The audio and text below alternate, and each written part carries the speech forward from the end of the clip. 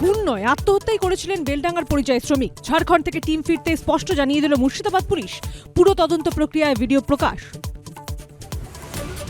খুনের তত্ত্ব খারিজ, ঝাড়খণ্ডে শ্রমিকের মৃত্যুতে আত্মহত্যার রিপোর্ট মুর্শিদাবাদ পুলিশের।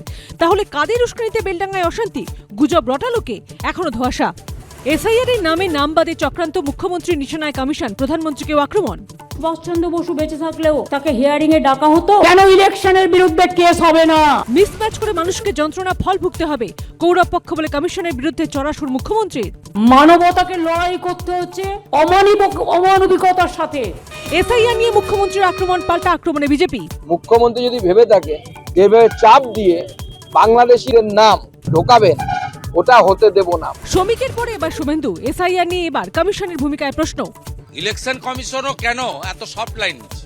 নইলে আমরা ভোটাররা এবারে সুপ্রিম কোর্টে যাব। কমিশনকে হুমকি দেওয়ার পরেও অধরা, বলায় ভুল নয় বোঝায় ভুল বলে এসডিএম কে চিঠি দিয়েও আরও বেপরোয়া মনিরুল। অভিযোগ করতে হবে, এফআইআর করতে হবে, করোনারা ভাই আমার জন্য আদালত খোলা আছে।